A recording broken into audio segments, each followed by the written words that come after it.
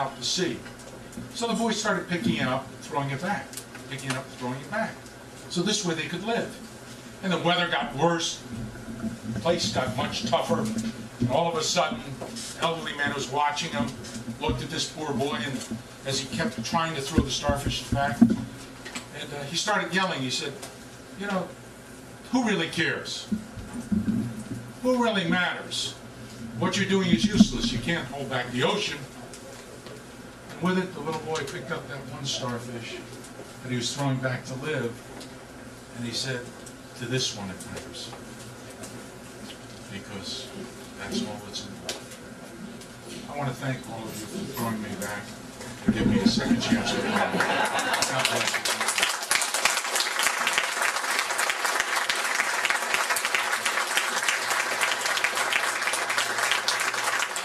Questions, if anybody has any? Yes, sir. If you were going to do it all over again, what would you do differently? Not enter politics. No, I would, you know, it's an excellent question. You know, I didn't want to get too much because they keep telling me to tell too much of the book, but I got seduced, or actually corrupted's a better word. But I met a fellow by the name of, I shouldn't mention names because, you know, they tell me not to, so I won't, Abel Holtz.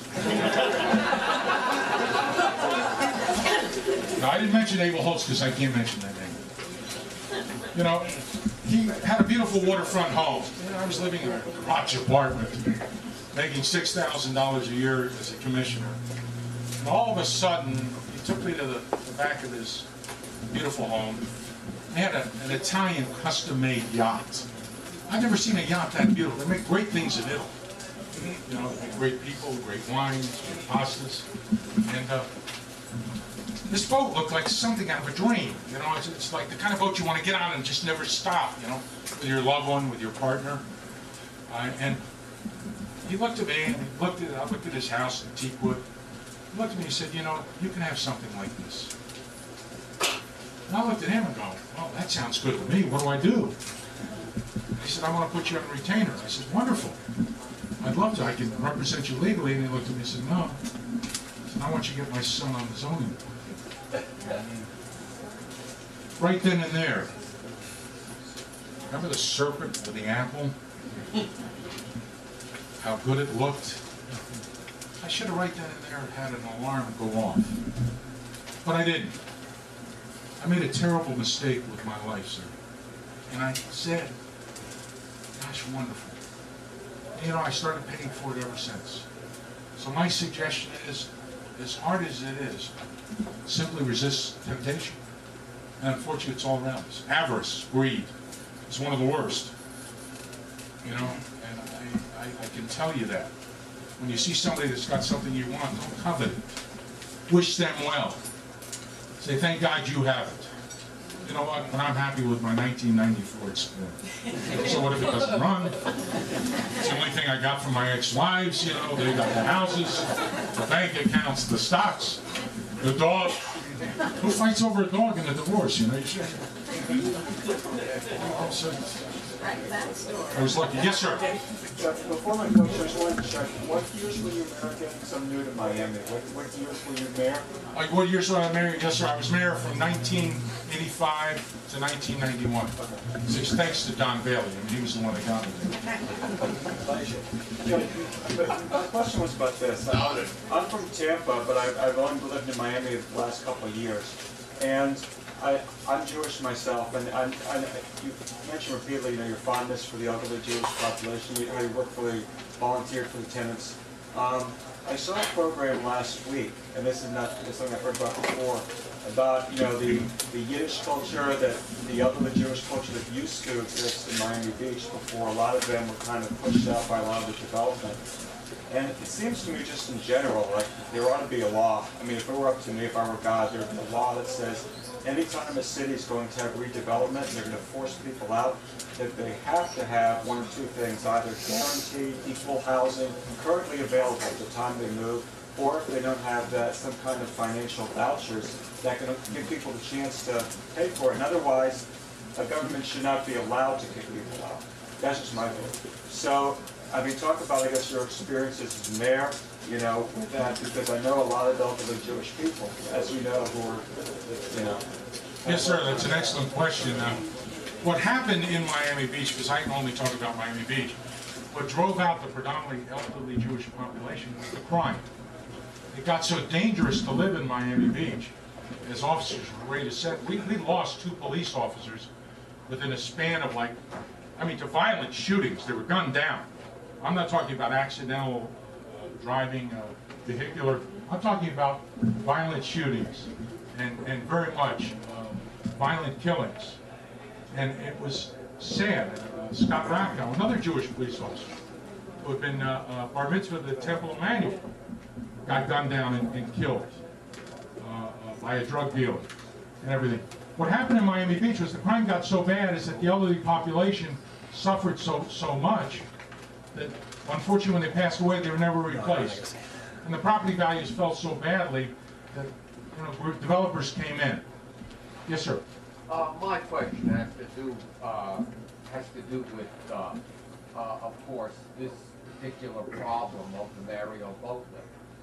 During this problem, I believe the city manager was Harold Toll, and he had somebody that I believe his name was Roland Rodriguez, and he took the boys' camp there, and he invited these people, especially what I could see was these bad people. Will you comment on that? Sure. We have to understand, first of all, the Cuban people are beautiful people. The first wave that came in were absolutely phenomenal. And the Cuban people are been a great asset to our community. So I'm not talking about the Cuban people. What I'm talking about are the criminals that Fidel Castro let out of his jail. Now imagine if we took our criminals and sent them over to Cuba. He opened up and unfortunately, I shouldn't say this because I'm in politics, but there was a president there. I can't say Jimmy Carter's name. Because I'll get in trouble if I say President Carter. He was a nice intentioned man, but he opened up the doors to everyone. And let me tell you something. It was the Cuban people in our community that built the monument for Donald Kramer. It was the Cuban people that went to the courts demanding the judge sentence El Loco to be executed. So the majority of the Cuban people were very good, very helpful, and very kind. Wonderful people. Unfortunately, criminals are criminals, whether from Cuba, the United States, Russia, any part of the world. And we're horrible. Yes, sir. I want to ask about two things.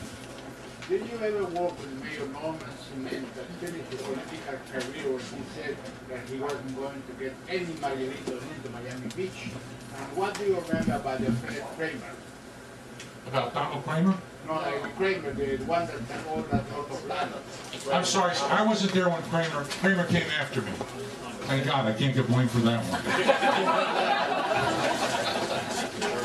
No, let me answer the other thing. As far as Norman Cement, I didn't have much contact with him. Being a politician, you're trying to avoid controversy. People would come up to me and they'd be screaming about, are you pro-life? I said, what do you think? They go, well, I'm definitely pro-life. I'm Catholic. Orthodox Jewish, pro-life is most important. I said, that's a very good stance. Pro-life is very, very good. Then I have people come to me, well, are you for free choice? I said, how are you? I'm for free choice. I said, they're pro-choice. I said, oh, good, pro-choice. Well, why? Well, a woman should have a right. That's a very good stance. So, in politics, whatever you're trying to answer, I never try to answer. I always try to let you answer it and then agree with you. I want someone first come up to me, well, what do you say about liquor? What do you think about liquor? It's a devil's brew. It makes you drunk. It gets you... No, you're right. It's terrible. I'm a teetotaler. So the other one come up and say, well, how do you feel about a drink? What do you think? I like a little drink at night, Nothing like a glass of wine after dinner. Helps the digestion. Good for the heart. Excellent. Superb. The unfortunate thing is if you get one pro-life, they get pro-choice talking to you this way. What you do is you step right, and then